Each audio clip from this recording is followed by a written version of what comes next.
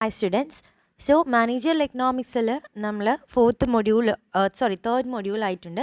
First മൊഡ്യൂളിൽ നമ്മൾ എന്താണ് മാനേജറിയൽ എക്കണോമിക്സ്, എന്താണ് pure economics, what is the difference. Second മൊഡ്യൂളിലാണെങ്കിൽ നമ്മൾ ബിസിനസ് സൈക്കിൾ, ഒരു ബിസിനസ് പോകുന്ന പല സ്റ്റേജസ്, അതിലെന്തെല്ലാം ഫേസ് ചെയ്യുന്നു, how we will overcome that, അതിന് വേണ്ടി RBIയും ബാങ്ക്സുകളും നമുക്ക് എന്ത് സപ്പോർട്ട് തരുന്നു, what are the functions of central bank, that is RBI, what are the functions of the commercial banks, how they control the credit through the monetary and fiscal policy, what are these. ഇതെല്ലാം നമ്മൾ second മൊഡ്യൂളിലും പഠിച്ചു. Third one we are moving, or in the third module we want to study what is demand analysis. Demand എന്താണ്, supply എന്താണ്, എങ്ങനെയാണ് പ്രൈസും ഡിമാൻഡും related ആവുക, എങ്ങനെ നമ്മളൊരു പ്രൊഡക്റ്റിന് ഡിമാൻഡ് ഐഡൻറ്റിഫൈ ചെയ്യും. ഒരു പ്രൊഡക്റ്റ് നമ്മൾ ഇൻട്രൊഡ്യൂസ് ചെയ്യുകയാണെങ്കിൽ we want to know if the market will accept it or reject it.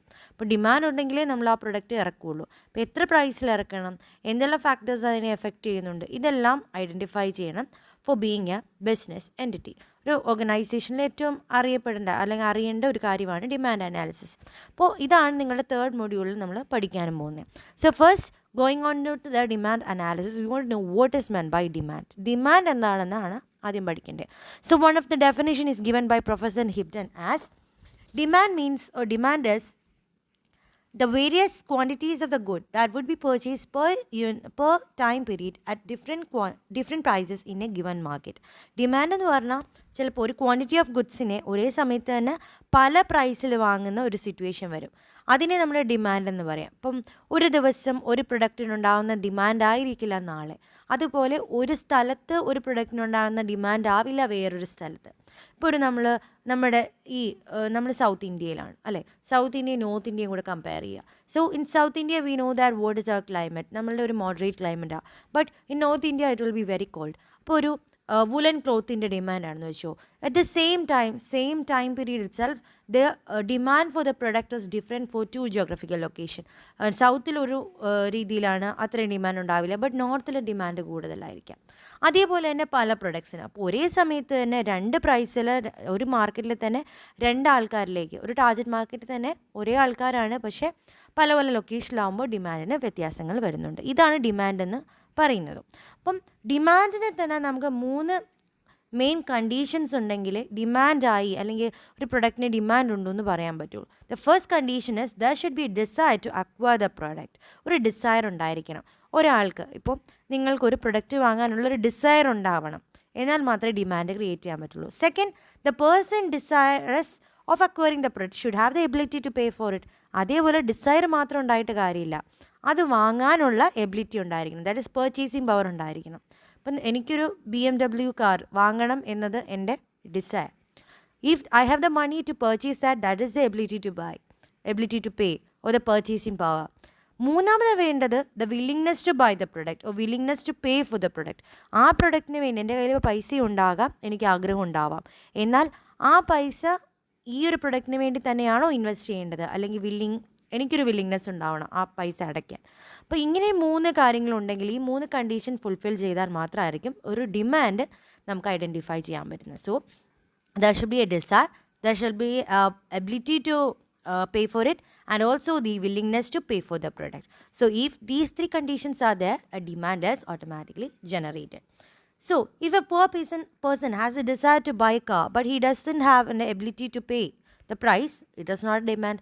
സാധാരണപ്പെട്ട ഒരാൾക്കൊരു ഡിസയർ ഉണ്ട്, പക്ഷേ അവിടെ എബിലിറ്റി ഇല്ല, അപ്പോൾ അയാൾക്ക് ഡിമാൻഡ് എന്ന് പറയാൻ പറ്റില്ല. അതുപോലെ ഒരു റിച്ച് ആൾ, അയാൾക്ക് ഡിസയർ ഉണ്ട്, പക്ഷേ അയാൾക്ക് പൈസയുണ്ട്, പക്ഷേ ആ പൈസ ആ കാർ വാങ്ങാൻ വേണ്ടി കൊടുക്കാൻ അയാൾക്ക് താല്പര്യമില്ല, that is he doesn't have a willingness, then it is not as desire.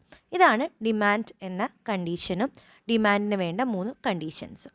ഇനി ഡിമാൻഡിനെ തന്നെ ഒരു കമ്പണൻ്റ് ആയിട്ട് വരുന്നതാണ് യൂട്ടിലിറ്റി. യൂട്ടിലിറ്റി എന്ന് പറഞ്ഞാൽ എന്താ? It is a want satisfying power of a commodity. ഒരു കമ്മോഡിറ്റി, ഇപ്പോൾ ഒരു ആപ്പിളാണ് കൺസിഡർ ചെയ്യുക. ആ ആപ്പിളിന് ഒരാളുടെ വിശപ്പ് അടക്കാൻ പറ്റുന്നുണ്ടോ, അല്ലെങ്കിൽ അയാളുടെ വോണ്ട്, ചിലപ്പോൾ അയാൾക്ക് വിശപ്പിനായിരിക്കും ആപ്പിൾ കഴിക്കുന്നത്, ചിലപ്പോൾ അയാൾക്ക് എനർജി മീറ്റ് ചെയ്യാനായിരിക്കും, അല്ലെങ്കിൽ ഒരു ഇഷ്ടമുള്ളതുകൊണ്ടായിരിക്കാം. എന്താണെന്ന് വെച്ചാൽ ഓരോ ആൾക്കാർക്ക് ഓരോ രീതിയിലായിരിക്കും. അവരുടെ വോണ്ട് സാറ്റിസ്ഫൈ ചെയ്യാൻ ആ കമ്മോഡിറ്റിക്ക് പറ്റുന്നുണ്ടോ, എത്രത്തോളം പറ്റുന്നുണ്ട്, അതിനെയാണ് യൂട്ടിലിറ്റി എന്ന് പറയുന്നത്. That is the want satisfying power of a commodity is called the utility. നമ്മൾ എല്ലാ ഗുഡ്സും വാങ്ങുന്നത് നമ്മുടെ ആവശ്യങ്ങൾക്ക് വേണ്ടി, ചിലപ്പോൾ നമ്മുടെ ഡെയിലി നീഡ്സിന് വേണ്ടിയിട്ടായിരിക്കാം, ചിലപ്പോൾ എന്തെങ്കിലും പ്രസ്റ്റീജിന് വേണ്ടിയായിരിക്കാം, പല രീതിയിലുണ്ടാകും. ഇപ്പോൾ ഒരു ആപ്പിളിൻ്റെ വാച്ച് വാങ്ങുന്നു, it is for a prestigious. ഏത് വാച്ച് വാങ്ങിയാലും the purposes for seeing the time or knowing the time. പക്ഷേ ആപ്പിളിൻ്റെ വാച്ച് വാങ്ങുന്നതിന് നമ്മളുടെ ഒരു പ്രസ്റ്റീജും കൂടെ അതിനകത്ത് വരുന്നുണ്ട്. അപ്പോൾ യൂട്ടിലിറ്റി ആപ്പിളിൻ്റെ എന്ന് പറയുമ്പോൾ ചിലപ്പം ടൈം അറിയാമെന്നുള്ള മാത്രമല്ല, ഒരു പ്രസ്റ്റീജ് ആൾക്കാരെ അറിയാൻ വേണ്ടി, അല്ലെങ്കിൽ നമ്മളുടെ ഒരു പ്രസ്റ്റീജ് ക്രിയേറ്റ് ചെയ്യാൻ വേണ്ടിയിട്ടാവും. ഇങ്ങനെയുള്ള എന്താണോ നമ്മുടെ വോണ്ട്, ആ വോണ്ട് സാറ്റിസ്ഫൈ ചെയ്യാൻ ആ കമ്മോഡിറ്റിക്ക് പറ്റുന്നുണ്ടോ, എത്രത്തോളം പറ്റുന്നുണ്ട്, ഇതിനെയാണ് നമ്മൾ യൂട്ടിലിറ്റി എന്ന് പറയുന്നത്. So it is always A subjective concept also. Utility ഓരോരുത്തർക്കും ഓരോ രീതിയിലായിരിക്കാം. ചിലർക്ക് ഒരു പർപ്പസാണ്, അല്ലെങ്കിൽ ഒരു വോണ്ടാണ് അവരുടെ സാറ്റിസ്ഫൈ ചെയ്യണമെങ്കിൽ വേറൊരാൾക്ക് വേറൊരു വോണ്ടായിരിക്കാം. ഇപ്പം ഞാൻ പറഞ്ഞ ഒരു ആപ്പിൾ എന്ന കൺസെപ്റ്റ് തന്നെയാണെന്ന് വെച്ചോ. ആപ്പിൾ ചില ആൾക്കാർ അത് കഴിക്കുന്നത് വിശപ്പടക്കാനായിരിക്കാം, ഹങ്കർ മീറ്റ് ചെയ്യാനായിരിക്കാം. ചിലവർക്ക് അതൊരു സപ്ലിമെൻറ്റ്, ഒരു ഫുഡിൻ്റെ കൂടെ ഒരു സപ്ലിമെൻ്റ് എന്ന കൺസെപ്റ്റിലായിരിക്കാം. അപ്പം പലവർക്കും പല രീതിയിലാണ്. അതുകൊണ്ട് തന്നെ utility is a subjective concept which differs from person to person. That is, if the same product is purchased by different person, the utility derived by one person will be different from the other. ഇപ്പോൾ നമ്മൾ utility ചെയ്യുന്ന ഒരു number എന്ന concept പറയാം. അപ്പോൾ ഒരു apple കഴിച്ചാൽ എനിക്ക് 10 യൂട്ടിലിറ്റി, 10 എന്ന ക്വാണ്ടിഫൈ ചെയ്ത് പറഞ്ഞാൽ 10 യൂട്ടിലിറ്റി ആണെങ്കിൽ, വേറൊരാൾ ഒരു ആപ്പിൾ കഴിച്ചാൽ അയാളുടെ യൂട്ടിലിറ്റി ചിലപ്പോൾ 5 ആവാം, ചിലപ്പോൾ 20 ആകാം, പല രീതിയിലാവാം. ഇപ്പോൾ ആപ്പിൾ ഇഷ്ടമുള്ളത്ര ആളാണെങ്കിൽ അയാളുടെ യൂട്ടിലിറ്റി അപ്പോൾ എന്താവും, 1 ആയിരിക്കാം. എനിക്ക് ആപ്പിൾ ഇഷ്ടമാണെങ്കിൽ my utility will be 10. So it differs for different person. Okay, അതാണ് യൂട്ടിലിറ്റി എന്ന കൺസെപ്റ്റ്. ഈ യൂട്ടിലിറ്റി തന്നെ നമുക്ക് ടോട്ടൽ യൂട്ടിലിറ്റി എന്നും മാർജിനൽ യൂട്ടിലിറ്റി എന്ന് പറയാം. ടോട്ടൽ എന്ന് പറയുമ്പോൾ എന്തായിരിക്കും, സം ടോട്ടലാണ്. So if it the sum of all the utilities which a person obtains by consuming a certain number of units of a product or a commodity given during a period of time, it is known as total utility. Total utility, ഒരു product കഴിച്ചുകൊണ്ട് അയാൾക്ക് കിട്ടുന്ന total number of units, total number of utility derived, അതിനെയാണ് total utility എന്ന് പറയുന്നത്. ഇപ്പം അതിനൊരു example പറയുകയാണെങ്കിൽ, if A person consumes 3 oranges per day, he gets utility equal to 12 units from the consumption of the first orange, 9 units from the consumption of the second orange, and 6 units from the third. അപ്പോൾ total utility എന്താവും, 12. ആദ്യത്തെ ഒരു orange കഴിച്ചപ്പോൾ 12 utility, രണ്ടാമത്തെ orange കഴിച്ചപ്പോൾ 9 unit, അതേപോലെ മൂന്നാമത്തെ apple കഴിച്ചപ്പോൾ 6. അപ്പോൾ 12ഉം 6ഉം 9ഉം കൂടി 27 ആയിരിക്കാം അയാളുടെ ടോട്ടൽ യൂട്ടിലിറ്റി. ഓക്കെ, ഇതാണ് ടോട്ടൽ യൂട്ടിലിറ്റിയുടെ കൺസെപ്റ്റ്. അതുപോലെ തന്നെയുള്ള ഒന്നാണ് മാർജിനൽ യൂട്ടിലിറ്റി. മാർജിനൽ യൂട്ടിലിറ്റി എന്ന് പറഞ്ഞാൽ it is additional utility obtain from the conception of an additional unit. ഒരു additional unit of the same commodity കഴിക്കുമ്പോൾ ഉണ്ടാവുന്ന ഒരു അഡീഷണൽ ആയിട്ട് വരുന്ന യൂട്ടിലിറ്റി. ഇപ്പം ആദ്യം നമ്മൾ പറഞ്ഞു, ഒരു ഓറഞ്ച് കഴിച്ചപ്പോൾ അയാൾക്ക് 12 യൂണിറ്റ് കിട്ടി, 12 യൂട്ടിലിറ്റിയാണ് കിട്ടിയത്. അപ്പം സെക്കൻഡ് ഓറഞ്ച് കഴിച്ചപ്പോൾ അയാൾക്ക് 9 യൂട്ടിലിറ്റി കിട്ടി. അപ്പോൾ അവിടെ പെർ യൂണിറ്റ് എങ്ങനെയാണ് വന്നത്, 12 - 9, അതാണ് 3 യൂണിറ്റ്സ് ആണ് അയാളുടെ മാർജിനൽ യൂട്ടിലിറ്റി. ഓക്കെ, സിമിലർലി അപ്പം ഇവിടെ ഒരു എക്സാമ്പിൾ പറഞ്ഞിരിക്കുന്നതെന്ന് വെച്ചാൽ, if A person gets 12 units from the conception of 1 cup of tea, and if his total utility comes up to 22 after the consumption of one more tea, ഒരു tea കുടിച്ചപ്പോൾ 12, അടുത്ത ടീയും കൂടെ കുടിച്ചപ്പോൾ അയാൾക്ക് 22 total utility കിട്ടിയെങ്കിൽ അയാളുടെ marginal utility എത്രയായിരിക്കും, 22 - 12, that is 10 units. അപ്പം ഒരു additional unit of commodity intake ചെയ്യുമ്പോൾ അയാൾക്ക് എത്രത്തോളം യൂട്ടിലിറ്റി കിട്ടുന്നോ അതിനെ നമ്മൾ മാർജിനൽ യൂട്ടിലിറ്റി എന്ന് പറയും. ഇപ്പോൾ യൂട്ടിലിറ്റി എന്ന് പറഞ്ഞാൽ want satisfying power of a commodity ആണ്. And it is always subjective, differs from person to person. That is for one person if he gets utility of 12 units for a community, the other person may get only 6 or some person may get 15 for the consumption of the same commodity. അപ്പോൾ അങ്ങനെ differ ചെയ്യുന്നുണ്ട്. അപ്പോൾ അതിൽ തന്നെ total യൂട്ടിലിറ്റിയും marginal യൂട്ടിലിറ്റിയും പറഞ്ഞു. ഒരു product കഴിച്ച് അതിൻ്റെ അടുത്ത യൂണിറ്റ് കഴിക്കുന്നു, അതിൻ്റെ മൂന്നാമത്തെ യൂണിറ്റ് കഴിക്കുന്നു, അങ്ങനെ ഓരോ പ്രാവശ്യം കിട്ടുന്ന യൂണിറ്റുകളെല്ലാം കൂടെ ആഡ് ചെയ്ത് ഫൈനലി കിട്ടുന്ന എമൗണ്ടിനെ നമ്മൾ ടോട്ടൽ യൂട്ടിലിറ്റി എന്ന് പറയും. അതർവൈസ് മാർജിനൽ യൂട്ടിലിറ്റി എന്ന് പറഞ്ഞാൽ എന്താ, ഒരു കൺസെപ്റ്റ് ഒരു കമ്മോഡിറ്റിയുടെ എക്സ്ട്രാ ഒരു കമ്മോഡിറ്റി കൂടെ കഴിക്കുമ്പോൾ അയാൾക്ക് എത്രത്തോളം യൂട്ടിലിറ്റി എക്സ്ട്രാ കിട്ടുന്നു അതിനെ. ഇപ്പം 22 യൂണിറ്റ് ഒരു കപ്പ് ചായ കുടിച്ചപ്പോൾ 12 യൂണിറ്റ് കിട്ടി. ഒരു കപ്പും കൂടെ കുടിച്ചപ്പോൾ അയാളുടെ ടോട്ടൽ യൂട്ടിലിറ്റി 22 ആയെങ്കിൽ അയാളുടെ മാർജിനൽ യൂട്ടിലിറ്റി അവിടെ 22 - 12 എന്ന 10 ആയിരിക്കും. So that is the marginal utility. ഇപ്പോൾ യൂട്ടിലിറ്റി എന്താണ്, മാർജിനൽ യൂട്ടിലിറ്റി എന്താണ്, ടോട്ടൽ യൂട്ടിലിറ്റിയാണ്. ഇത്രയാണ് പറഞ്ഞത്. ഇനിയുള്ളത് ഇപ്പോൾ ഞാൻ പറഞ്ഞ എക്സാമ്പിൾ തന്നെ എന്താ പറഞ്ഞത്, ആദ്യത്തെ ഒരു ഓറഞ്ച് കഴിച്ചപ്പോൾ അയാൾക്ക് 12 യൂട്ടിലിറ്റി കിട്ടി. രണ്ടാമത്തെ ഓറഞ്ച് കഴിച്ചപ്പോൾ അയാൾക്ക് 9 യൂട്ടിലിറ്റി കിട്ടി. മൂന്നാമത്തെ കിട്ടിയപ്പോൾ 6 യൂണിറ്റ് കിട്ടി. ഇങ്ങനെ ഞാൻ പറഞ്ഞു. അപ്പം 12, 9, 6 അത് കുറഞ്ഞാ വന്ന യൂട്ടിലിറ്റി. അത് തന്നെയാണ് ഈ ലോ ഓഫ് ഡിമിനിഷിങ് മാർജിനൽ യൂട്ടിലിറ്റിയിൽ പറയുന്നത്. ഒരു കമ്മോഡിറ്റി കഴിക്കുമ്പോൾ കിട്ടുന്ന യൂട്ടിലിറ്റി അല്ലെങ്കിൽ നമ്മൾ കൺസ്യൂം ചെയ്യുമ്പോൾ കിട്ടുന്ന യൂട്ടിലിറ്റി അതേ സെയിം യൂണിറ്റ് കഴിക്കുമ്പോൾ കുറയും എന്നാണ് പറയുന്നത്. ഇപ്പോൾ നമ്മൾ സന്തോഷം എന്ന കൺസെപ്റ്റിലൊന്ന് ആലോചിച്ച് നോക്ക്. ഒരു ഗുലാബ് ജാമുൻ കിട്ടി. അപ്പോൾ ഒരു ഗുലാബ് ജാമുൻ കിട്ടുമ്പോൾ നമുക്ക് ഭയങ്കര സന്തോഷമാവും. സെക്കൻഡ് ഗുലാബ് ജാമുനും കിട്ടി. അപ്പോൾ നമുക്ക് അത്രത്തോളം നമുക്ക് ആദ്യം ആ ഫസ്റ്റ് കിട്ടിയ ആ ഒരു സർപ്രൈസ് ഇപ്പോൾ ഉണ്ടാവില്ല, കുറയും. പിന്നെ മൂന്നാമത് കിട്ടി, നാലാമത് കിട്ടി, അഞ്ചാമത് കിട്ടുമ്പോഴേക്കും അവസാനം നമുക്ക് എന്താ അതിനോടൊരു മടുപ്പായി തോന്നും. എന്നുവെച്ചാൽ കുറഞ്ഞു സന്തോഷം കുറഞ്ഞു വരും.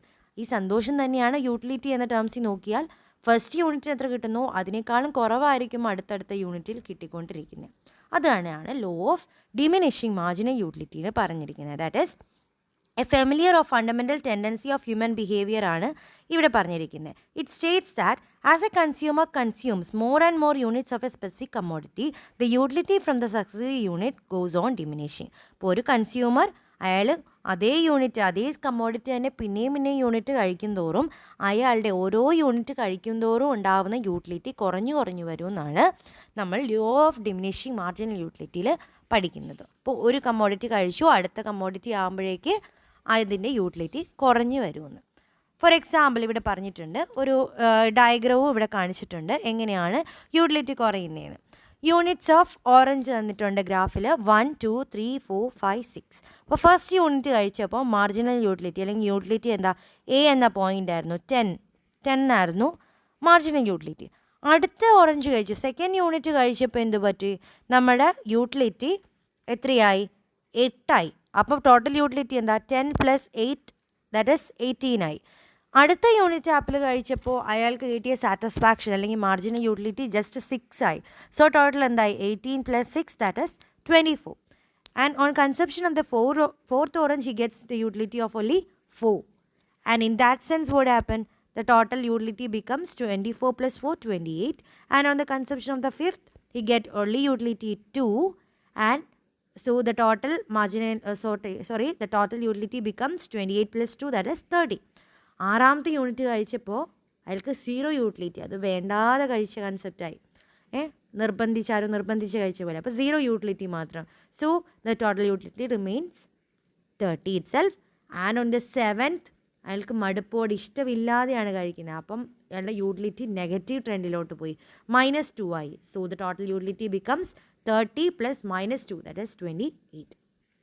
അപ്പം ഡിമിനിഷിങ് മാർജിനൽ യൂട്ടിലിറ്റിയുടെ ഗ്രാഫ് കണ്ടോ, താഴോട്ടാണ് വരുന്നത്, പിന്നെ നെഗറ്റീവിലേക്ക് പോകുന്നു. That is the marginal utility curve is always downward sloping because of the fact that the conception of the successive units gives less satisfaction.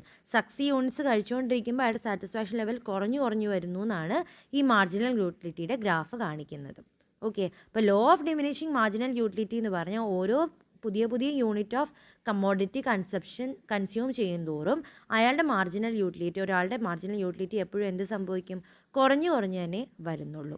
ആദ്യം 10 ആയിരുന്നത് പിന്നെ 8 ആകും, അങ്ങനെ 18 ആയി, പിന്നെ 6 ആവും, അങ്ങനെ 24 ആയി, അങ്ങനെ കുറഞ്ഞു അവസാനം നെഗറ്റീവ് ട്രെൻഡിലേക്ക് പോകുമെന്നാണ് ഇവിടെ എക്സാമ്പിളിൽ പറഞ്ഞിരിക്കുന്നത്. ഇത് തന്നെയാണ് law of diminishing marginal utility. പക്ഷേ ഇങ്ങനെ ഒരു ലോ നമ്മൾ ക്ലിയർ ആക്കണം അല്ലെങ്കിൽ അത് ശരിയാണ് എന്ന് പറയണമെങ്കിൽ കുറച്ച് അസംഷൻസ് ഫുൾഫിൽ ചെയ്യണം. എന്ന് പറഞ്ഞാൽ first, all units are identical in size and quality. ഇപ്പോൾ എല്ലാ ഓറഞ്ചും ഒരേ സൈസ് അല്ലെങ്കിൽ ഒരേ ക്വാളിറ്റി ആണ് എന്നത് നമ്മൾ കൺസെപ്ഷനിൽ ഇടണം. ഇപ്പോൾ ഫസ്റ്റ് ഓറഞ്ച് ചീത്ത ഓറഞ്ചായിരുന്നു, അപ്പോൾ ആദ്യം കഴിക്കുമ്പോൾ അയാൾക്ക് ചിലപ്പോൾ 10 യൂട്ടിലിറ്റി കിട്ടണമെന്നില്ല, ചിലപ്പോൾ 2 ഉണ്ടാവുള്ളൂ. സെക്കൻഡ് നല്ല ഓറഞ്ച് കിട്ടുകയാണെങ്കിൽ എന്ത് സംഭവിക്കും, അയാളുടെ യൂട്ടിലിറ്റി കൂടും, ഇഷ്ടമായിരിക്കും, അപ്പോൾ യൂട്ടിലിറ്റി കൂടും. അപ്പം നമ്മളുടെ ഒരു അസംഷനാണ് എല്ലാ യൂണിറ്റ്സും ഒരേ ക്വാളിറ്റി ഒരേ സൈസിലായിരിക്കണം. അത് first. Second, the consumer is expected to be rational human being and his main objective is to maximise satisfaction എന്നത് മാത്രമാണ് നമ്മളുടെ ഓരോ മനുഷ്യരുടെ ആവശ്യം എന്നത് നമ്മൾ ചിന്തിക്കണം. പ്രൈസോ ഒന്നും ഇയാൾ കൺസിഡർ ചെയ്യുന്നില്ല, അയാളുടെ സാറ്റിസ്ഫാക്ഷൻ മാത്രമേ കൺസിഡർ ചെയ്യുള്ളൂ എന്ന ഫാക്ടറും കൂടെ നമ്മൾ അസ്യൂം ചെയ്താലേ നമ്മുടെ ഈ ലോ പ്രാക്ടിക്കൽ ആവുള്ളൂ. Third, there should be no time gap between the conception of 2 successive unit. 2 successive unit കഴിക്കുന്നതിനിടെ ടൈമില്ല. ഇപ്പം ഫസ്റ്റ് ഓറഞ്ച് കഴിച്ചത് രാവിലെ, ഉച്ചയ്ക്കാണ് അടുത്ത ഓറഞ്ച് കഴിക്കുന്നത്, വൈകിട്ടാണ് മൂന്നാമത്തെ ഓറഞ്ച് കഴിക്കുന്നത്. ഈ 3 സമയത്തും ചിലപ്പോൾ അയാളുടെ സാറ്റിസ്ഫാക്ഷൻ ഒന്നാവാം, because he may be hungry അല്ലേ. അപ്പം ടൈം ഗ്യാപ്പ് ഇല്ലാത്ത കൺസെപ്റ്റ് എടുത്തിട്ട് വേണം നമ്മൾ സ്റ്റഡി ചെയ്യാൻ. There is no time gap between the conception of the successive units of the commodity. Okay.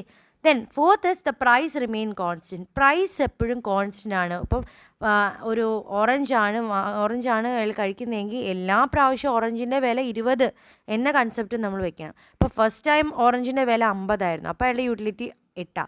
പിന്നെ അയാൾ രണ്ടാമത്തെ ഓറഞ്ച് കഴിച്ചപ്പോൾ ഓറഞ്ചിൻ്റെ വില 10 ആയെങ്കിൽ അയാളുടെ ചിലപ്പോൾ യൂട്ടിലിറ്റി കൂടും, because at a low cost is getting the product. അപ്പോൾ അങ്ങനെ ഒരു കൺസെപ്റ്റ് എടുക്കാൻ പാടില്ല. പ്രൈസും കോൺസ്റ്റൻ്റ് ആണെന്ന് നമ്മൾ ചിന്തിക്കണം. അതേപോലെ the utility is measurable and can be compared with the price. അതുപോലെ യൂട്ടിലിറ്റി മെഷർ ചെയ്യാൻ പറ്റുന്നതായിരിക്കണം. ഇപ്പോൾ സാറ്റിസ്ഫാക്ഷൻ എന്ന് പറഞ്ഞൊരു കാര്യം ശരിക്കും അത് മെഷർ ചെയ്യാൻ പറ്റത്തില്ല. ഇപ്പം നമുക്ക് ഓരോരുത്തർക്ക് എത്രത്തോളം സന്തോഷം വന്നു, എത്ര ഹാപ്പിയായി എന്നത് മെഷർ ചെയ്യാൻ പറ്റുമോ? ഇല്ല. പക്ഷേ യൂട്ടിലിറ്റി മെഷറബിൾ ആണ് എന്നതും നമ്മൾ ഊഹിക്കണം. ഇങ്ങനെയുള്ള കുറച്ച് അസംഷൻസ് ഉണ്ടെങ്കിൽ മാത്രമായിരിക്കും law of diminishing marginal utility practical ആകുന്നത്. എന്തൊക്കെയാണ്? First, all the commodities are identical in shape and quality. The consumer is having only the expectation of satisfaction.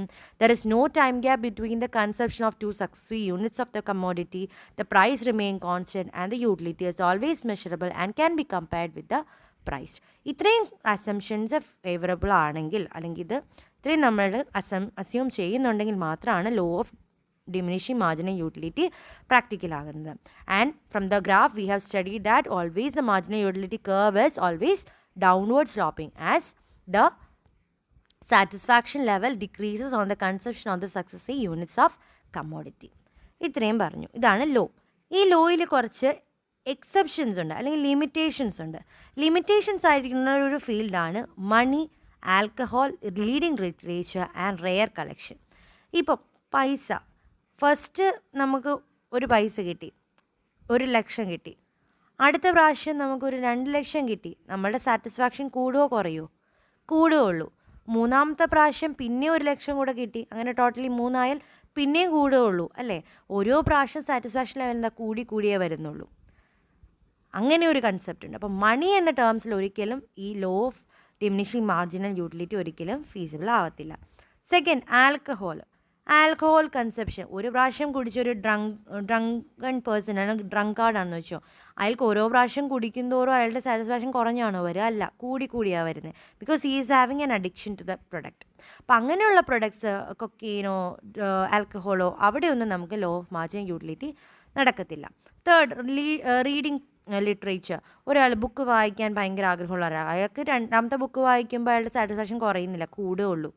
അതേപോലെ തന്നെ റെയർ കളക്ഷൻ, ഇപ്പോൾ സ്റ്റാമ്പ് കളക്ഷൻ, കോയിൻ കളക്ഷനൊക്കെ ചെയ്യുന്നവർ, അവർക്കൊക്കെ ഓരോ പുതിയ സാധനങ്ങൾ കിട്ടുന്തോറും അവരുടെ സാറ്റിസ്ഫാക്ഷൻ കൂടി വരുന്നുണ്ട്. അപ്പോൾ നോർമൽ പ്രൊഡക്ട്സിൻ്റെ കേസിൽ മാത്രമാണ് നമ്മൾ പറഞ്ഞത്, അല്ലാതെ ഇങ്ങനെയുള്ള പ്രൊഡക്റ്റിലൊന്നും ഒരിക്കലും നമുക്ക് law of diminishing marginal utility feasible ആകത്തില്ല.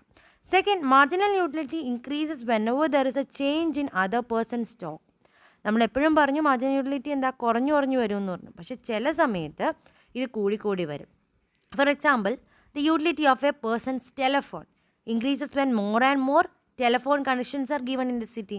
ഇല്ലേ, ഇപ്പം എനിക്ക് എൻ്റെ വീട്ടിൽ ടെലഫോണുണ്ട്, അപ്പോൾ വേറെ ഒരു വീട്ടിലെ ടെലഫോണുള്ളൂ. അപ്പോൾ എനിക്ക് വിളിക്കാൻ ആകെ ഒരാളേ ഉള്ളൂ. പക്ഷേ എൻ്റെ ലൊക്കാലിറ്റിയിൽ തന്നെ അല്ലെങ്കിൽ എൻ്റെ റിലേറ്റീവ്സിനൊക്കെ ഫോൺ കണക്ഷൻ കിട്ടി ഓട്ടോമാറ്റിക്കലി എന്ത് സംഭവിക്കും? എൻ്റെ ടെലഫോണിൻ്റെ ഡിമാൻഡ് കൂടി വരാം, അല്ലെങ്കിൽ ടെലഫോൺ കണക്ഷൻ പിന്നെ എൻ്റെ യൂട്ടിലിറ്റി കൂടി വരും, സാറ്റിസ്ഫാക്ഷൻ കൂടി വരും. അങ്ങനെ ഒരു കേസുണ്ട്. ഈ 2 കേസുകൾ മാത്രമാണ് നമ്മുടെ ലോ ഓഫ് മാർജിനൽ യൂട്ടിലിറ്റിക്ക് എതിരായിട്ട് വരുന്നത്, അല്ലെങ്കിൽ എക്സെപ്ഷനായിട്ട് വരുന്നത്. First, in case of some of the products like the alcohol, money and reading literature and rare collection, and also in the case of this, that is marginal utility increases when there is a change in the other person's stock. ബാക്കിയുള്ളവർക്ക് telephone കൂടി വന്നപ്പോൾ എനിക്കും demand കൂടി വന്നു, അല്ലെങ്കിൽ എനിക്കുമുള്ള utility കൂടി വരുന്നു. ഇങ്ങനെയുള്ള കേസുകളുണ്ട്. ഇനി ഇതെന്തിനാണ് നമ്മൾ യൂസ് ചെയ്യുന്നത്, അല്ലെങ്കിൽ ഇതിൻ്റെ ആപ്ലിക്കബിലിറ്റി എവിടെയൊക്കെയാണ് നമ്മൾ ഫേസ് ചെയ്യുന്നത്? The first one is taxation policy. Taxation policy എന്ന് പറയുന്നത് ഗവൺമെൻറ്റിൻ്റെ ടാക്സ് ഈടാക്കുന്നതും law of diminishing marginal utility base ചെയ്താണ്. Because we know that government always impose more tax on people with more income. അല്ലേ, ഏറ്റവും കൂടുതൽ പൈസ ഉള്ളവർക്ക് കൂടുതൽ ടാക്സ് പേയിപ്പിക്കും, കുറവ് ഇൻകം ഉള്ളവർക്ക് ലെസ് ടാക്സ് ചെയ്യും. Y? Because the marginal utility of money in case of people with higher income is less than that of the people with lower income. കുറച്ച് പൈസയുള്ളവർ അവർക്ക് പിന്നെയും പൈസ കിട്ടുമ്പോൾ എന്താ, അവരുടെ മാർജിനൽ യൂട്ടിലിറ്റി കൂടിയാണ് വരുന്നത് അല്ലേ. പക്ഷേ നമ്മുടെ ഹയർ ഇൻകം ഉള്ളവരുടെ മാർജിനൽ യൂട്ടിലിറ്റി കുറഞ്ഞേ വരത്തുള്ളൂ. അപ്പോൾ അതിന് വേണ്ടിയിട്ടാണ് ഇങ്ങനെ ടാക്സേഷൻ പോളിസി വെക്കുന്നത്, ഒരേപോലെ മെയിൻറ്റെയിൻ ചെയ്യാൻ വേണ്ടിയിട്ട്. Second, helps in the planning. That is it helps to plan the purchases. ഒരു വീട്ടിൽ തന്നെ പർച്ചേസസിനെ ഡിപ്പെൻഡ് ചെയ്യുന്നത് ഈ law of diminishing marginal utility വെച്ചാൽ. That is since large purchases reduce marginal utility, a household stops additional purchase at a point where marginal utility is equal to the price. Marginal utility എന്ന പ്രൈസിനോട് equal ആവുന്നു അന്ന് നമ്മൾ purchasing നിർത്തും. ഇപ്പോൾ നമ്മളുടെ marginal utility ഒരു ആപ്പിളിന് 10 ആയിരുന്നു, അപ്പോൾ ആപ്പിളിൻ്റെ വില 2 രൂപയാണ്. അത് കഴിഞ്ഞ് അടുത്ത ആപ്പിൾ എടുത്തപ്പോൾ നമ്മളുടെ ഓട്ടോമാറ്റിക്കലി എന്ത് പറ്റി, നമ്മുടെ മാർജിനൽ യൂട്ടിലിറ്റി 8 ആയി. അപ്പോഴും 2 തന്നെ, പിന്നെ 6 ആയി, പിന്നെ 2 തന്നെ, പിന്നെ 4 ആയി. 4ാമത്തെ യൂണിറ്റ് ചെയ്യുമ്പോൾ 4 ആയി, അപ്പോൾ പിന്നെ 2 തന്നെ. നെക്സ്റ്റ് യൂണിറ്റ് ചെയ്യുമ്പോൾ മാർജിനൽ യൂട്ടിലിറ്റി ജസ്റ്റ് 2 ആവുന്നു, നമ്മുടെ പ്രൈസും 2 ആവും. അതോടെ എന്ത് ചെയ്യും, നമ്മൾ നിർത്തും, അല്ലെങ്കിൽ പിന്നെ നമ്മൾ നെഗറ്റീവ് ട്രെൻഡിലായിരിക്കും പോവുക. അപ്പം ഒരു ഹൗസ് ഹോൾഡ് പർച്ചേസിന് വേണ്ടിയിട്ടുള്ള പ്ലാനിങ്ങിൽ നമ്മൾ ഡിപ്പെൻഡ് ചെയ്യുന്ന എന്തിനെയാണ്, ലോ ഓഫ് മാർജിനൽ യൂട്ടിലിറ്റിനെയാണ്. Third one, it increases the social welfare. Social welfare കൂട്ടാനും ഹെൽപ്പ് ചെയ്യും. നമ്മൾ ടാക്സ് കളക്ട് ചെയ്യുന്നു എന്ന് പറഞ്ഞു. ഈ ടാക്സ് കളക്ട് ചെയ്യുന്ന എന്തിനു വേണ്ടിയിട്ടായിരിക്കും, ആ ഗവൺമെൻറ് അതെടുത്ത് സോഷ്യൽ ആക്ടിവിറ്റീസ്, പുവറിനെ ഹെൽപ്പ് ചെയ്യാനുള്ള സോഷ്യൽ ആക്ടിവിറ്റീസിന് വേണ്ടി ചെയ്യും. അപ്പോൾ ഓട്ടോമാറ്റിക്കലി അത് ഗുണം ഉണ്ടാക്കുന്ന ആരായിരിക്കും, there will be always a gain in the utility for the poorer section more than the loss in utility of the higher section. Higher സെക്ഷന് നഷ്ടമൊന്നും ഉണ്ടാവുന്നില്ല, യൂട്ടിലിറ്റി കുറഞ്ഞു പോകുന്നില്ല, പക്ഷേ ബാക്കിയുള്ളവർക്ക് യൂട്ടിലിറ്റി കൂടാൻ ഇതിന് ഹെൽപ്പ് ചെയ്യും. Then in the downward slope of the demand curve. നമ്മളിനി ഡിമാൻഡ് കർവ് പഠിക്കാൻ പോകുന്നുണ്ട്.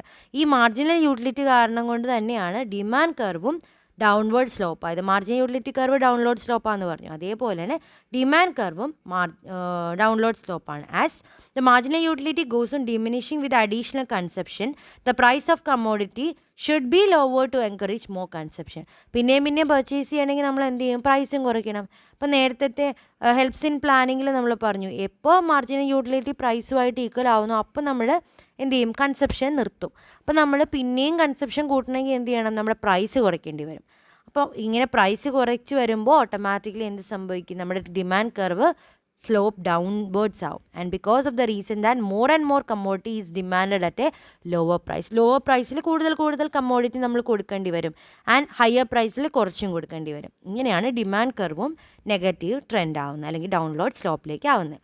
അതേപോലെ ഡിസിഷൻ മേക്കിങ്ങിലും പല തീരുമാനങ്ങൾ എടുക്കാനും, ഇപ്പോൾ ഒരു പ്രൊഡ്യൂസറിന് ആ പ്രൊഡക്റ്റിനെ പറ്റിയിട്ടുള്ള പല മാറ്റങ്ങൾ എടുക്കാൻ വേണ്ടിയിട്ടും എന്ത് വേണം, ഇങ്ങനെയുള്ള മാർജിനൽ യൂട്ടിലിറ്റി വേണം. That is as A marginal utility decreases with more conception. നമുക്കറിയാം മോർ കൺസെപ്ഷൻ വരുമ്പോൾ മാർജിനൽ യൂട്ടിലിറ്റി കുറയുന്നു.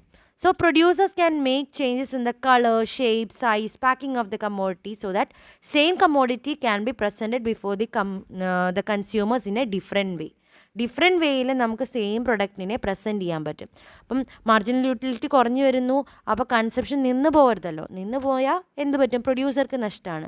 അതിനുവേണ്ടി പ്രൊഡ്യൂസർ എന്ത് ചെയ്യും, ഷേപ്പ് മാറ്റും, കളറ് മാറ്റും, മോഡ് മാറ്റും. അപ്പോൾ ഓട്ടോമാറ്റിക്കലി അവർ പിന്നെയും പ്രൊഡക്റ്റ് വാങ്ങും, വേറെ പ്രൊഡക്റ്റ് അല്ലേ എന്ന് വെച്ച് വാങ്ങുകയും ചെയ്യും. ഇപ്പോൾ ഒരു സോപ്പ് തന്നെയാണെന്ന് വെച്ചോ, സോപ്പിൻ്റെയൊക്കെ നമുക്കറിയാം ഇടയ്ക്കിടയ്ക്ക് വരും, മോഡൊക്കെ മാറ്റും, ഷേപ്പും കളറും ഓർഡറും എല്ലാം മാറ്റും. Why this is done so?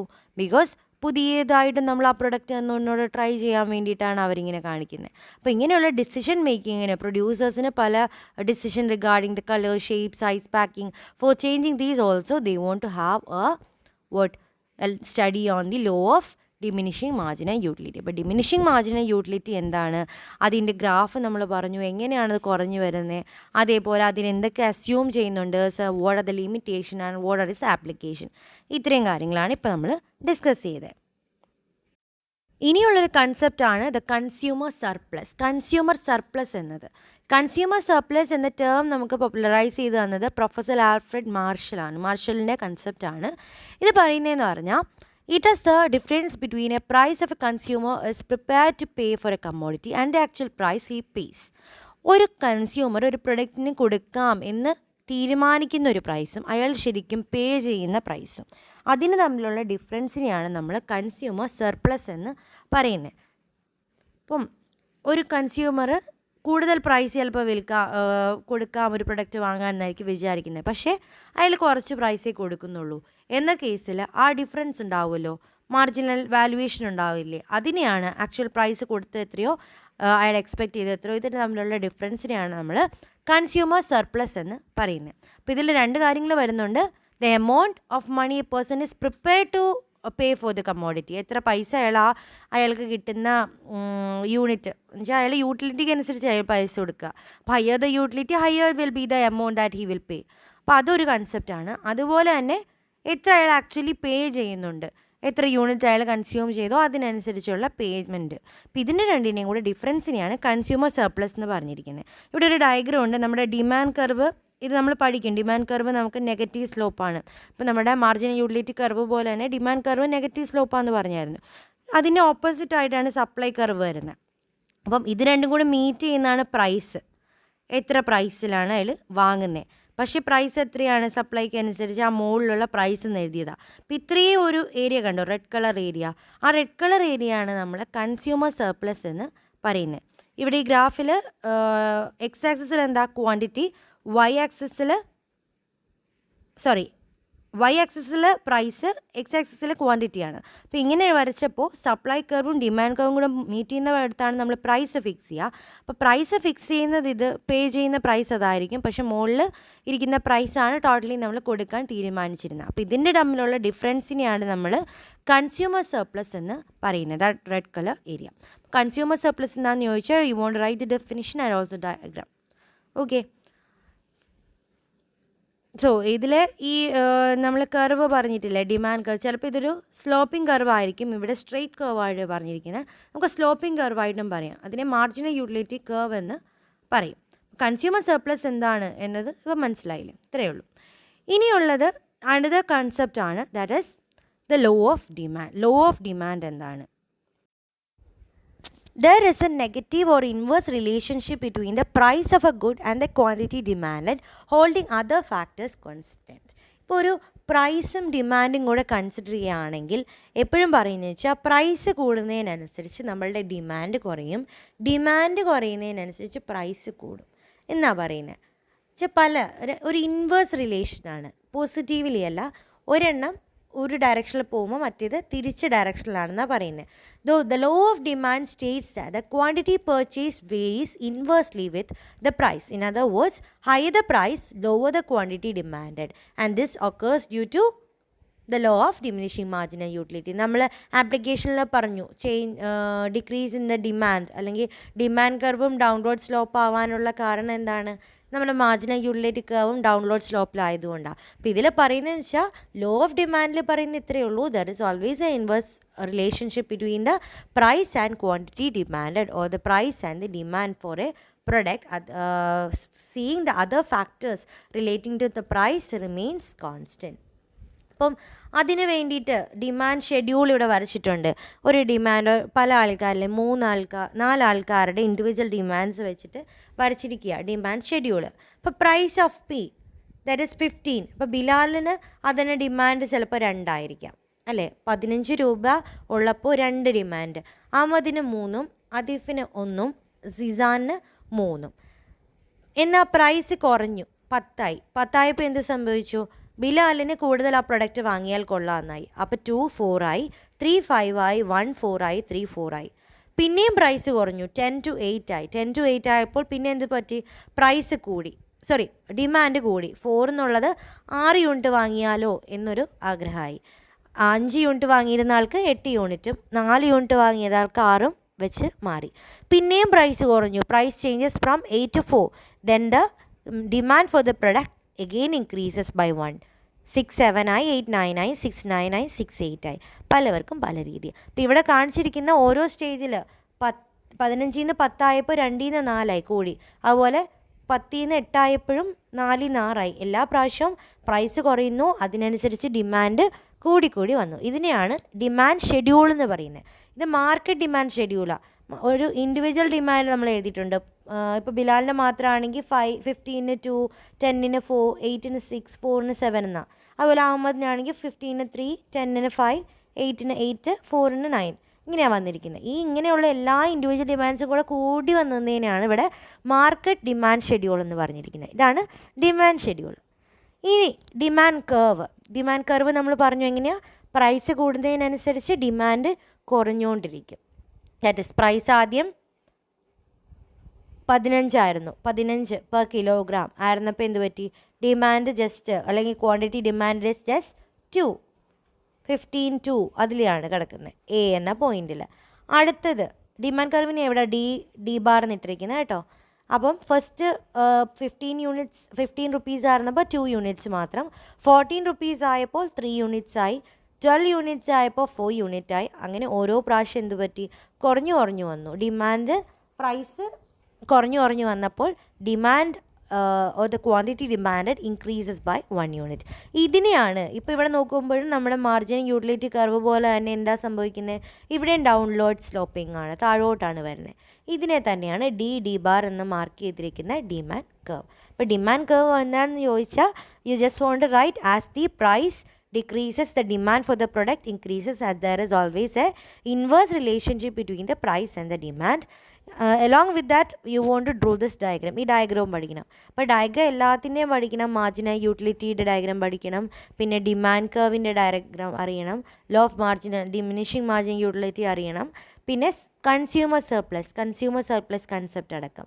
അപ്പോൾ ഇത്രയും പറഞ്ഞാൽ ഡിമാൻഡ് കർവ് എന്താണെന്നാണ് ഇവിടെ ഡിസ്കസ് ചെയ്തത്. ഇനി ഈ ഡിമാൻഡ് കർവ് സ്ലോപ്പ് ചെയ്യാനുള്ള കാരണം നമ്മൾ ഒരു കാരണം നേരത്തെ പറഞ്ഞു, law of diminishing marginal utility ആണെന്ന്.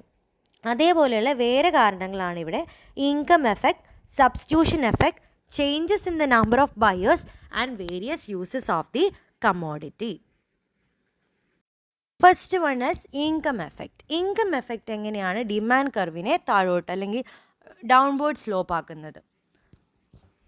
So whenever there is a fall in a price, the consumer need to pay less for the same commodity of goods as he is purchasing before.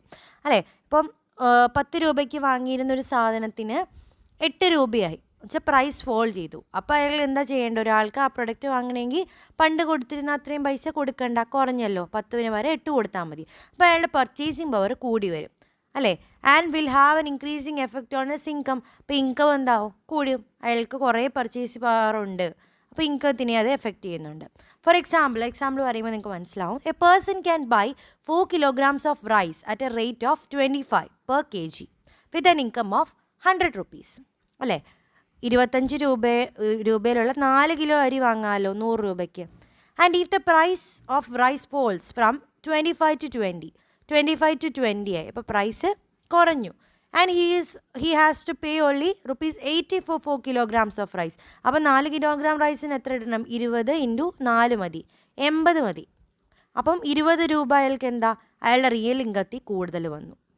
And now he can buy 5 kilograms of rice with the ₹100. 20 രൂപ ബാക്കിയുണ്ടല്ലോ, അപ്പോൾ 1 kilogram കൂടെ വാങ്ങാൻ പറ്റും. So this is the income effect due to the fall in price. അപ്പോൾ price കുറയ്ക്കുമ്പോൾ എങ്ങനെയാണ് ഇൻകത്തിനെ അത് എഫക്റ്റ് ചെയ്യാമെന്നാണ് പറഞ്ഞത്.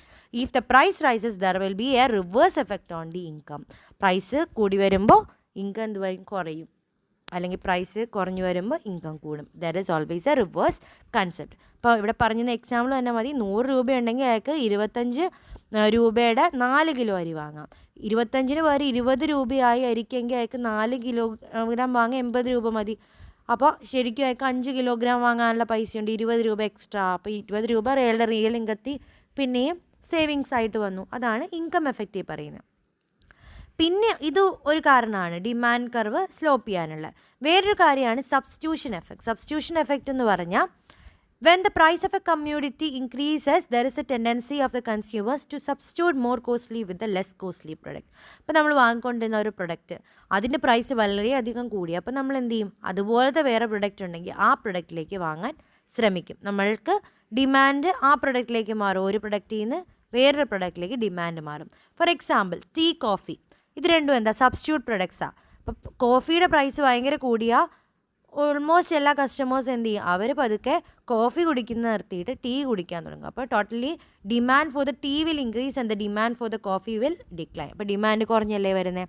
അപ്പോൾ പ്രൈസ് കൂടിയപ്പോൾ എന്ത് പറ്റി, ഡിമാൻഡ് കുറഞ്ഞു because of the substitution effect. They get substituted to other product.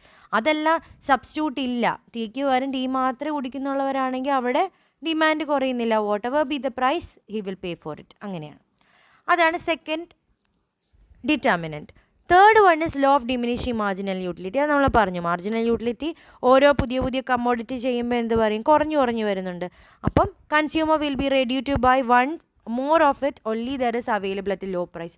Price കുറഞ്ഞാൽ മാത്രമേ അയാൾ പിന്നെ ആ പ്രൊഡക്റ്റ് വാങ്ങത്തുള്ളൂ. സെയിം പ്രൈസ് ആണെങ്കിൽ എന്ത് ചെയ്യും, വാങ്ങാൻ നിൽക്കത്തില്ല. പ്രൈസ് കുറച്ചാൽ മാത്രം പിന്നെയും കൺസപ്ഷൻ കൂട്ടി വരും. അത് ഒരു factor. Fourth one is change in the number of buyers.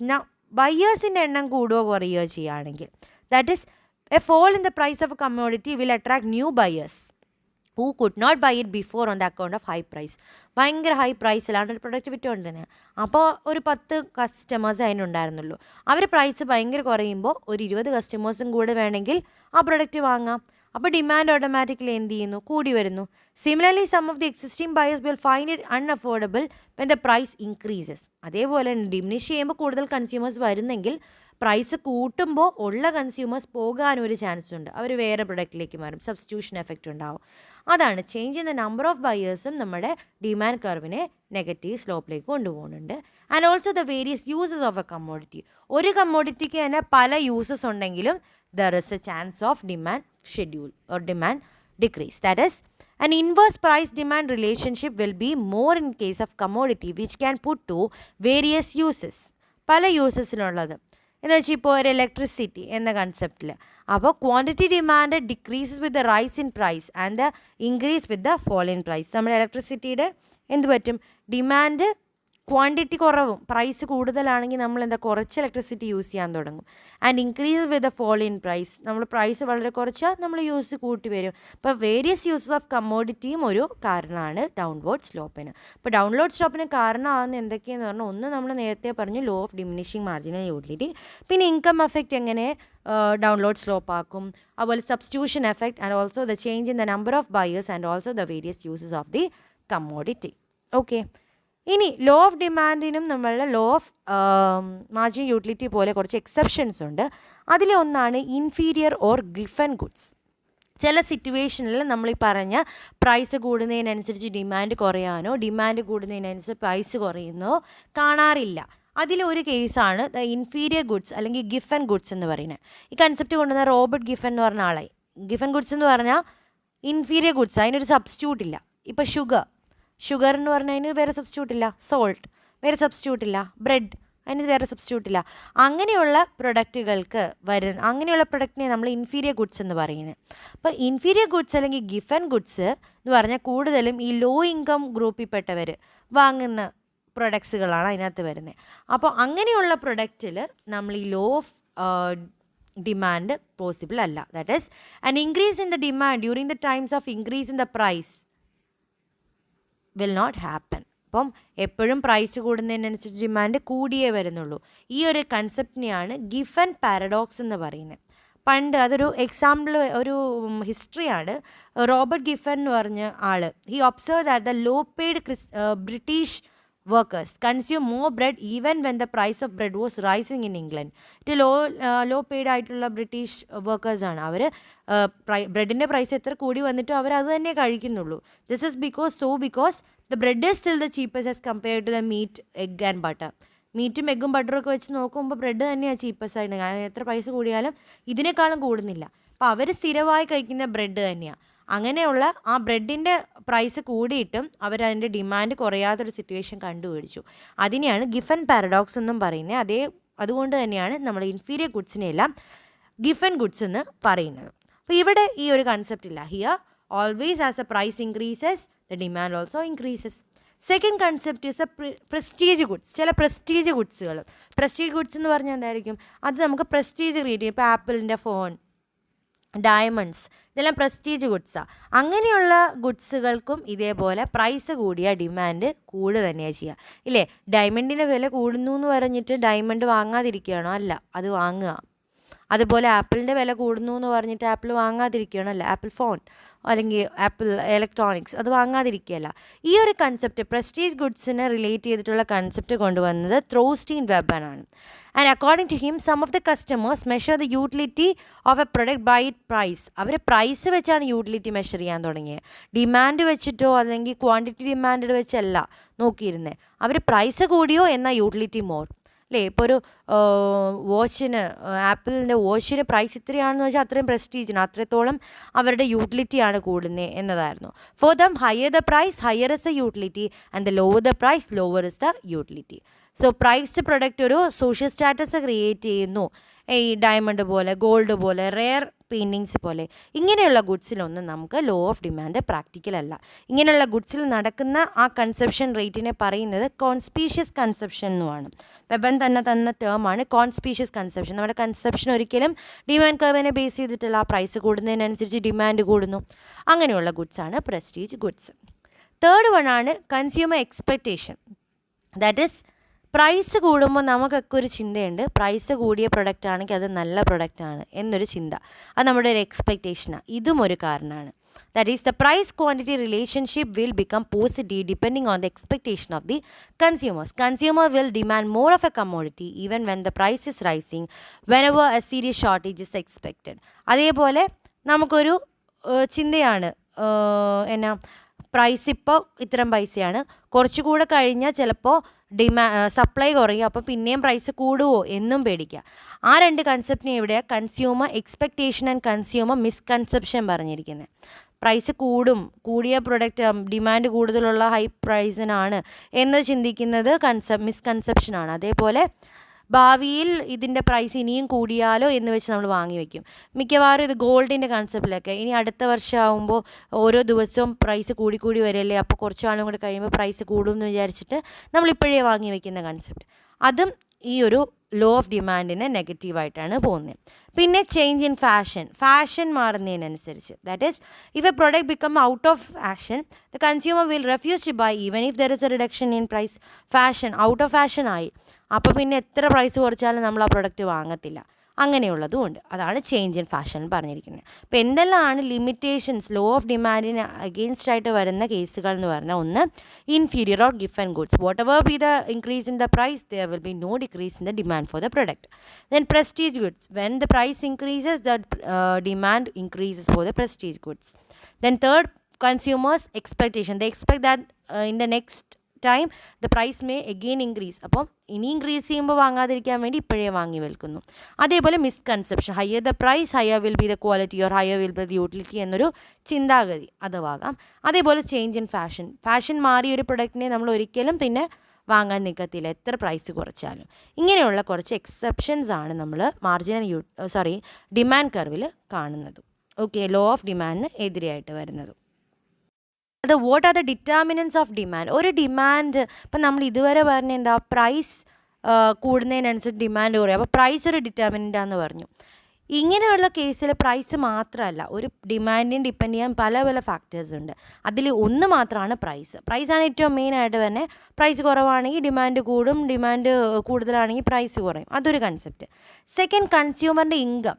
ഇപ്പോൾ ഒരു കൺസ്യൂമറിന് പർച്ചേസിങ് പവർ ഉണ്ടെങ്കിലേ അയാൾക്കൊരു ഡിമാൻഡ് ഉണ്ടാവത്തുള്ളല്ലോ. അപ്പം അയാളുടെ ഇൻകവും ഡിമാൻഡിനെ ഇൻഫ്ലുവൻസ് ചെയ്യും. That is whenever there is an increase in the consumer income their purchasing power increases and they can buy more. So they will spend more on the quality goods and less on the inferior goods. അപ്പം inferior ഗുഡ്സിൻ്റെ demand കുറയും, superior ഗുഡ്സിൻ്റെ demand കൂടും. അപ്പം income എങ്ങനെ effect ചെയ്യുന്നു എന്നുള്ളതാണ് second പറഞ്ഞത്. അപ്പം ഇൻകം കൂടുന്നതിനനുസരിച്ച് what happen, their purchasing power will increase. അവർ കൂടുതൽ പ്രൊഡക്ട്സ് വാങ്ങും. അപ്പോൾ വാങ്ങുമ്പോൾ അവർ ഇൻഫീരിയർ പ്രൊഡക്ട്സ് ആയിരിക്കില്ല വാങ്ങുന്നത്, കുറച്ചുകൂടെ പ്രസ്റ്റീജിയസ് പ്രൊഡക്ട്സ് വാങ്ങും. ഇൻഫീരിയർ പ്രൊഡക്ട്സിൻ്റെ ഡിമാൻഡ് കുറയുകയും ചെയ്യും. ഇപ്പോൾ ഒരു കാറാണെന്ന് വെച്ചോ, അപ്പം എനിക്ക് കുറവ് ഇൻകമാണ്, അപ്പോൾ എനിക്ക് മാരുതി 800 ആണ്.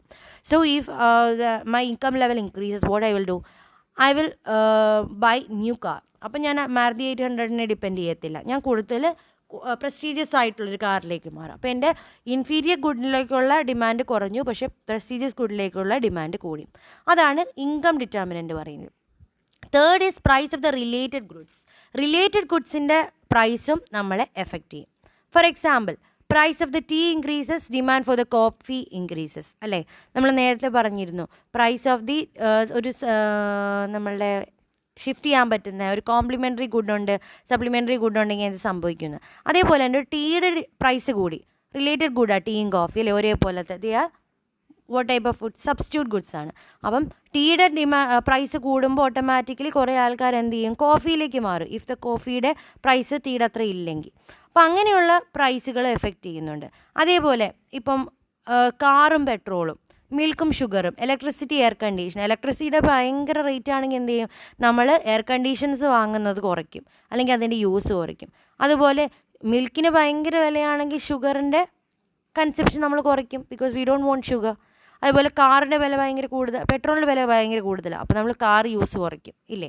അപ്പോൾ ഇങ്ങനെയാണ് പ്രൈസ് ഓഫ് റിലേറ്റഡ് ഗുഡ്സ് നമ്മളുടെ ഡിമാൻഡിനെ ഡിപ്പെൻഡ് ചെയ്യുന്നത്.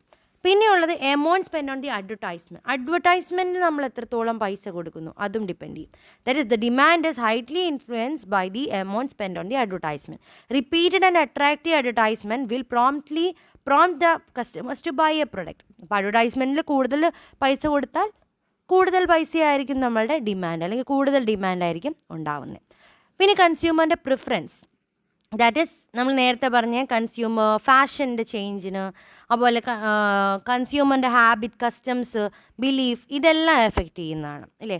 എനിക്കൊരു പ്രൊഡക്റ്റ് വാങ്ങാനുള്ള ബിലീഫ് ഇല്ല, അല്ലെങ്കിൽ എൻ്റെ കഷ്ടത്തിന് ചേർന്നതല്ലെങ്കിൽ I won't buy that product. So consumer preference is also a factor determining the demand for a product. Similarly, consumer expectation. Consumer expectation influence ചെയ്യാം. That is, mere expectation of an increase in the product price can induce people to buy more. അപ്പം ഉള്ളിയുടെ വില ഇടയ്ക്ക് ഇങ്ങനെ കൂടി വരാറുണ്ട്. അപ്പം നമ്മൾ വിചാരിക്കും ഇനിയും കൂടി വന്നാലോ എന്ന് വിചാരിച്ച് കുറേ വാങ്ങി സ്റ്റോക്ക് ചെയ്ത് വെക്കാറുണ്ട്. ഈ സ്റ്റോക്ക് ചെയ്യുന്ന ആൾക്കാരെല്ലാം സ്റ്റോർ ഹൗസിലോട്ടൊക്കെ സൂക്ഷിച്ച് വയ്ക്കും. അപ്പം അങ്ങനെ ചെയ്യുന്ന അവർ ഭാവി വിചാരിക്കുന്ന ഇനിയും ഇപ്പോൾ വാങ്ങിയിട്ടില്ലെങ്കിൽ പിന്നെ കൂടുതൽ പൈസയ്ക്ക് വാങ്ങേണ്ടി വന്നാലോ എന്ന് വിചാരിച്ചിട്ടായിരിക്കും. ചില ആൾക്കാരായിരിക്കും തിരിച്ചായിരിക്കും, ഭാവിയിൽ ഈ പ്രൈസ് കുറഞ്ഞാലോ എന്ന് വെച്ചിട്ട് ഇപ്പോൾ വാങ്ങാതിരിക്കും, കുറയുമ്പോൾ വാങ്ങാമെന്ന് വെച്ചിട്ട്. അപ്പോൾ അങ്ങനെ കൺസ്യൂമറിൻ്റെ എക്സ്പെക്റ്റേഷനും ഡിമാൻഡിനെ ഡിറ്റർമിൻ ചെയ്യുന്നുണ്ട്. പിന്നെ നമ്പർ ഓഫ് ബയേഴ്സ് കൂടി വന്നാൽ നമ്മുടെ ഡിമാൻഡ് കൂടി വരും, ബയേഴ്സ് കുറയുകയാണെങ്കിൽ ഡിമാൻഡ് കുറയും. അതേപോലെ മണി സപ്ലൈ നമ്മുടെ സെൻട്രൽ ബാങ്കിലും കൂടുതൽ മണിയുണ്ട്. നമ്മുടെ ഡിപ്രഷൻ ഫേസിലൊക്കെ കൂടുതൽ പൈസയായിരിക്കും, അല്ലെ പ്രോസ്പെരിറ്റി ഫേസിൽ പൈസ കുറവായിരിക്കും. അപ്പോൾ പൈസ കൂടുതലുണ്ടെങ്കിൽ നമ്മളുടെ എന്താ സംഭവിക്കുന്നത്, പ്രൈസ് ഹൈ ആണെങ്കിൽ പൈസ കൂടുതലുണ്ടെങ്കിൽ നമ്മൾ ഡിമാൻഡ് കൂടുന്നുണ്ട്, കൂടുതൽ സാധനം വാങ്ങും. അപ്പോൾ മണി സപ്ലൈ നമ്മളെ എഫക്റ്റ് ചെയ്യുന്നുണ്ട്. പിന്നെ ടാക്സേഷൻ പോളിസി. ഇപ്പം increase in the income tax, if there is increase in the income tax we will only purchase less. നമ്മൾ ഡിമാൻഡ് കുറയും, നമുക്ക് പർച്ചേസിങ് പവർ കുറവായിരിക്കും, കൂടുതലും ടാക്സ് ആയിട്ട് അടയ്ക്കുന്നു. അപ്പം സെയിൽസ് ടാക്സും എക്സൈസും കസ്റ്റം ഡ്യൂട്ടീസും എല്ലാം ഇതുപോലെ പ്രൈസിനെ എഫക്റ്റ് ചെയ്യും. അങ്ങനെ പ്രൈസിനെ എഫക്റ്റ് ചെയ്യുമ്പോൾ ഓട്ടോമാറ്റിക്കലി ഡിമാൻഡിനെ എഫക്റ്റ് ചെയ്യുന്നുണ്ട്. And also that seasonal goods. അതായത് സീസണൽ ഗുഡ്സ് എന്ന് പറയുമ്പോൾ അംബ്രല്ല, ഐസ്ക്രീം, സോഫ്റ്റ് ഡ്രിങ്ക്സ്, ഇതിനെല്ലാം ഓരോ സീസണിലാണ് ഡിമാൻഡ് വരുന്നത് അല്ലേ. ഓഫ് സീസണിൽ ഡിമാൻഡ് കുറവായിരിക്കും. അപ്പോൾ സീസണൽ ബേസിലും ഡിമാൻഡിന് വ്യത്യാസങ്ങൾ വരാറുണ്ട്. അപ്പം ഇത്രയാണ് നമ്മൾ ഇന്ന് ഡിസ്കസ് ചെയ്യുന്നത്. അപ്പോൾ നമ്മൾ ഫസ്റ്റ് ഡിസ്കസ് ചെയ്ത എന്താണ് demand. So we can go into that once more. First, what is demand? Then what are the three conditions for the demand? That is desirability to buy and the willingness to buy. Then what is meant by utility? What is total utility? What is marginal utility? Then what is law of diminishing marginal utility? ആ law എന്താ പറയുന്നത്? ലോയിൽ വെച്ച് എക്സാമ്പിളും പറഞ്ഞു, ഗ്രാഫും discuss ചെയ്തു. പിന്നെ എന്തൊക്കെ assume ചെയ്യുമ്പോഴാണ് ഈ ലോ പ്രാക്ടിക്കൽ ആവുന്നത്, എന്തെല്ലാം എക്സെപ്ഷൻസ് ഉണ്ട് അല്ലെങ്കിൽ ലിമിറ്റേഷൻസ് ആണ് ലോയിൽ കാണുന്നത്. Then where it is applicable. Then what is consumer surplus? Its diagram. What is law of demand? What is demand schedule? What is demand curve? Demand curve എങ്ങനെ വരുന്നുണ്ട്? How it becomes a negative slope? Why it slopes downward? What are the effects? And what are the exceptions or the limitation? And at the last, what are the determinants of demand other than the price? Price അല്ലാതെ വേറെ എന്തെല്ലാം determinants ഉണ്ട്? ഇത്രയും കാര്യങ്ങളാണ് ഇന്ന് നമ്മൾ discuss ചെയ്തത്. So if you have any doubts you can message me, I can clear it. പിന്നെ നിങ്ങളുടെ എന്തെങ്കിലും ഡൗട്ട് ഉണ്ടെങ്കിലും ചോദിക്കുക. Okay, so that's all for the day. Thank you.